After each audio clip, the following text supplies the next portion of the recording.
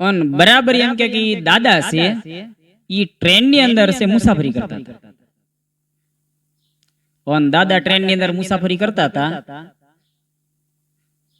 અને એવાની અંદર એમ કહેવાય કે એક નવપરિણીત યુગલ છે ઈ બરાબર ટ્રેન ના ડબ્બાની અંદર સીડ્યું.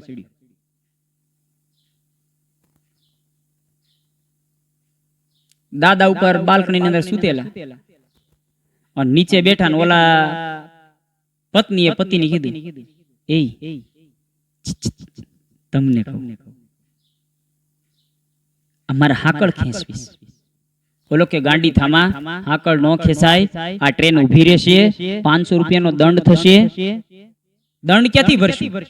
અરે કે ગમે એમ થાય મારે હાકળ ખેંચશે. ઓલો કે નો ખેંચાય, મારી પાસે કે 300 રૂપિયા છે, 100 ની 3 નોટ છે. એની પત્ની કે મારી પાસે 200 રૂપિયા છે, 2 હોહો નોટું છે, હવે તો 500 રૂપિયાનો દંડ ભરી દેશું, પણ એક વખત ટ્રેન ઉભી રાખવી. ઓલાએ ઘણી બધી સમજાવી, માને તો ના પાડી તો એમ કે હાકળ ખેંચી. ભાઈ ટ્રેન ઉભી રહી, ચેકિંગ વાળા આવ્યા અને કીધું કોણે હાકળ ખેંચીશ? ઓલા ભાઈને કે તમે હાકળ ખેંચીશ? તો કે નહીં. ઓલા બેન ને કે તમે હાકળ ખેંચીશ? તો કે નહીં. કે તો કોણે ખેંચીશ? તો કે ઉપર ઓલા દાદા હતા ને એને ખેંચીશ. હે દાદા ને થતો એને ભાઈ કે હે દાદા ઉભા થાવ, તમે હાકળ ખેંચીશ? દાદા કે ખેંચે જ ને, પણ એ કે હું કામ ખેંચીશ? ઈ કે સાંભળો ભાઈ, કારણ વગરની કઈ હાકળ થોડા ખેંચતા હશું, પણ ઈ કે થયું શું? ઈ કે આ બે જણા તમે જોવો છો? તો કે હા. ઈ કે એને મને માર્યો, ધમકાવ્યો અને મને અહીંયા હુવડાવી દીધો અને મારી પાસે 500 રૂપિયા હતા ઈ લઈ ગયા. ઓલા તપાસ કરી તો ઓલા ભાઈ પાસેથી 300 રૂપિયા અને ઓલા બેન પાસેથી 200 રૂપિયા નીકળ્યા, 500 રૂપિયા લીધા અને એમ કે દાદા ને આપ્યા, કલ્યો દાદા તમે બીજા ડબ્બામાં જતા. બોલો ન્યાથી 500 રૂપિયાની રોકડી કરી. આ ગામડાની બુદ્ધિ છે, ગામડાનું બુદ્ધિ ચાતુર્ય છે, ભોળપણ છે, ભૂકા કાઢી નાખે. અને ન્યાથી બરાબર છે ઈ દાદા છે આગળ જતા હતા અને ડબ્બાની અંદર એટલી બધી ગળદી, પગ મૂકવાની જગ્યાએ નહીં. દાદા ગામડેથી ચોખ્ખા ઘીનો ડબ્બો ભરી લાવેલા. ક્યાંય જગ્યા નહીં, બરાબર આમ હાકળ હતી. એને જોઈ દાદાને થયું હાલ ને અહીંયા ટીંગાડી દઉં. તો દાદાએ ડબ્બો ટીંગાડ્યો અને થોડી વાર થઈને ટ્રેન ઉભી રહી. પાછા ચેકિંગ વાળા આવ્યા, તપાસ કરી કોણે હાકળ ખેંચી, કોઈ જવાબ દે નહીં. અને આમ ધ્યાન ગયું, ડબ્બો ટીંગાઈ. કોનો ડબ્બો છે? દાદા કે મારો ડબ્બો છે. કેમ હું છે? આમાં તો કે ઘી છે. અરે પણ કે અહીંયા ટીંગાડાઈ, કે હેઠે જગ્યા નહોતી. અરે પણ દાદા કે આ ડબ્બે તમે અહીંયા ડબ્બો ટીંગાડ્યો માં ટ્રેન ઊભી રહી. દાદા કે હારું કર્યું એક જ ડબ્બો હતો, 2-4 હોત તો તારી ટ્રેન ઊંધી પડે ને.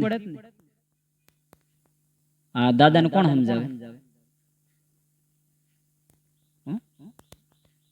અને એમાં બરાબર આગળ સ્ટેશન આવ્યું અને સ્ટેશને છે દાદા ઉતર્યા અને સામે આમ ટીટી ને જોયો, ટીટી ને ઓન દાદાએ હડી કાઢી. ભાઈ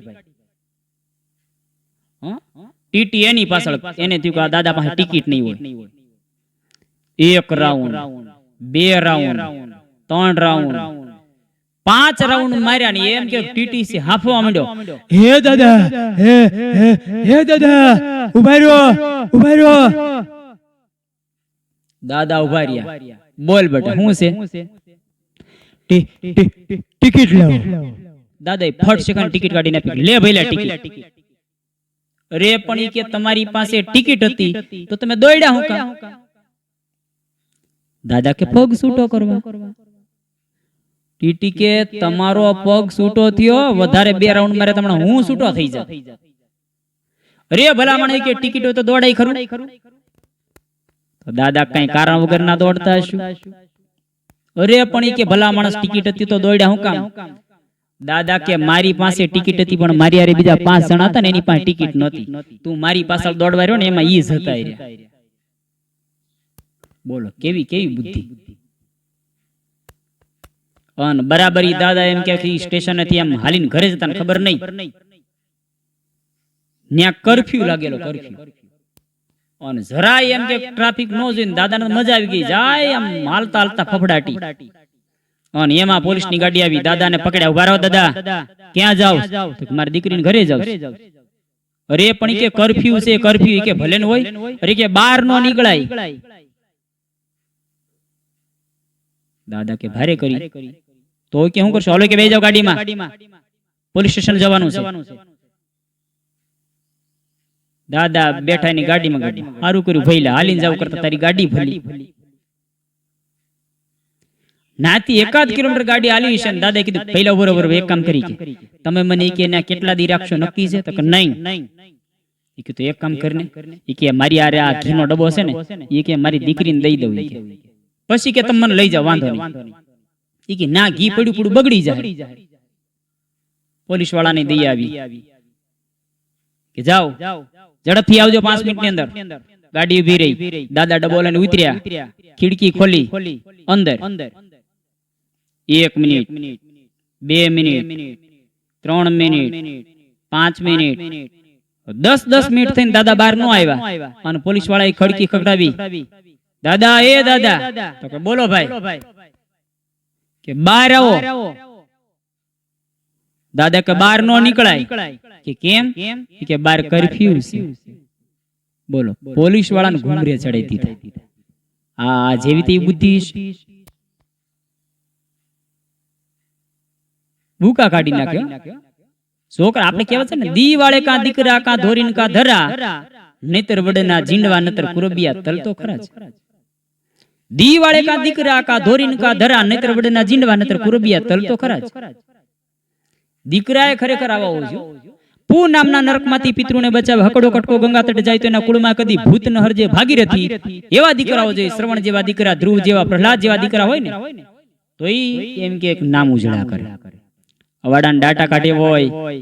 અત્યારે કે છોકરા નહીં કઈ કામના, ખોટી બદામના, મોકલી આમના, તો નીકળે આમના. આને છોકરા કહેવાય?